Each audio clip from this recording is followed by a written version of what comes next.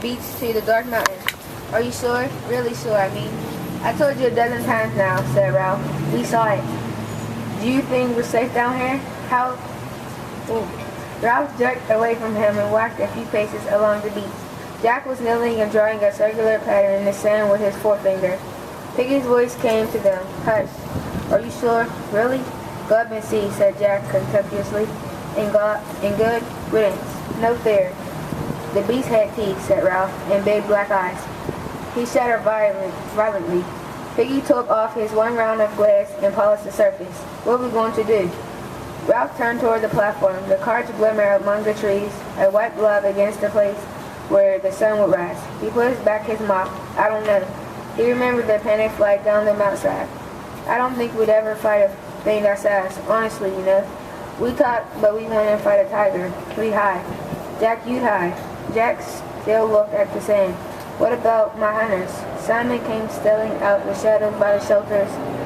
Ralph ignored Jack's question. He pointed to the touch of yellows above the sea. As long as there's light, we're brave enough. But then, now that things squat by fire, so it didn't when I was being rescued. He was twisting his hands now unconsciously. His voice rose. So we can have a signal fire. A point of gold appeared above the sea, and at once at all the sky lightened. What about my hunters? Boy's arm was sticks. Jack got to his feet. His face was red as he marched away. Piggy put on his one glass and looked at Ralph. Now you've done it. You've been rude about his hunters. So shut up.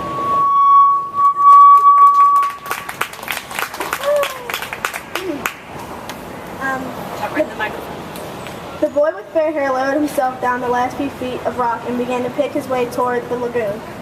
Though he had taken off his school sweater and trailed it now from one hand, his gray shirt stuck to him and his hair was plastered to his forehead. All around him the long scar smashed into the jungle was a bath of heat. He was clambering heavily among the creepers and broken trunks when a bird, vision of red and yellow, flashed upwards with a wish-like cry. And this cry was echoed by another. Hi, it said, wait a minute. The undergrowth at the side of the scar was shaken and a multitude of raindrops fell pattering. Wait a minute, the voice said. I got caught up. The fair boy stopped and jerked his stockings with an automatic gesture that made the jungle seem, for a moment, like the home counties. The voice spoke again. I can't hardly move with all these creeper things. The owner of the voice came back out of the undergrowth so that twigs scratched on a greasy windbreaker. The naked crooks of his knees were plump, caught and scratched by thorns. He bent down, removed the thorns carefully, and turned around. He was shorter than the fair boy and very fat. He came forward, searching out safe lodgments for his feet, and then looked up through thick spectacles. Where's the man with the megaphone? The fair boy shook his head. This is an island. At least I think it's an island. That's a reef out in the sea. Perhaps there aren't any grown-ups here. The fat boy looked startled. There was that pilot, but he wasn't in the passenger cabin. He was up in front. The fair boy was peering at the reef through screwed up eyes. All them other kids, the fat boy went on. Some of them must have got out. They must have, mustn't they? The fair boy began to pick his way as casually as possible toward the water. He tried to be offhand and not too obviously uninterested, but the fat boy hurried after him. Aren't there any grown-ups at all? I don't think so, the fair boy said solemnly, but then the delight of a realized ambition overcame him. In the middle of the scar, he stood on his head and grinned at the reverse fat boy.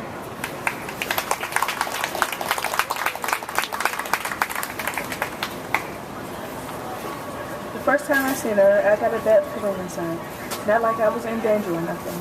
She, just like she was somebody I should stay clear of. To tell the truth, she was a freak like me. The kind of person that folks can't help but tease.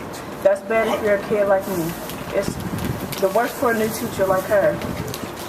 Miss Saunders is as different as they come. First off, she got a man's name, Michael. Now whoever heard of a woman named that? She's tall and fat like nobody's business, and she's got the smallest feet I've ever seen.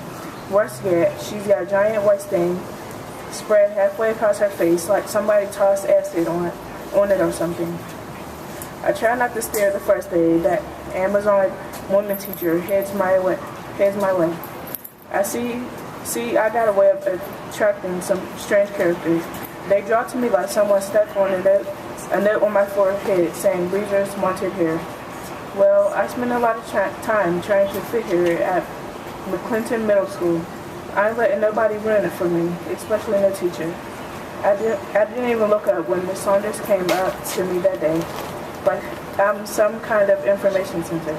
Excuse me, she says, wearing a dark purple suit and starched white shirt with matching purple buttons. The outfit cost $300 easy. I'm trying to find the principal's office. I know it's around here somewhere. Can you help me? Before I catch myself, my eyes Richard, like the pinballs bounding from John McIrie's beady brown eyes right up to hers. I swallow hard, stare at her till John whacks me on the arm with his rolled-up comic book. That away, I say, pointing up the hall. Thank you. Now what's your name? She says, putting down her briefcase like she's going to stay here a while. Malika Madison, the third. I say, smacking my gum real loud. Don't let that fancy name fool you, John butts in. She ain't nobody worth knowing. Miss Saunders stares down at him till he turns his head away and starts playing with the buttons on his shirt like some 2-year-old. Like I say, the office is that way. I point. Thank you, she says, walking on. Then she stops stone still, like someone bright idea just came to her. Turns around and heads back my way. My skin starts to crawl before she even opens her mouth. Malika, your skin is pretty, like a blue-black sky after it's rained and rain, she says. Then she smiles and explains how that line comes from a favorite poem of hers. Next thing I know, she's heading down the hall again like nothing much ever happened. She's far enough away, John says to me. I don't see no pretty, just a whole lot of black. Before I can punch him good, he's singing a rap song. Malika, ba-boom, ba-boom, boom. We sure want to keep her, ba-boom, ba-boom, boom. But she's so black, ba-boom, ba-boom, boom. We just can't see her. Before I know it, there are more boys is pointing at me and singing the song to me. I'm wishing the building will collapse on top of me. John McIrie is the smallest 7th grade ever in the world.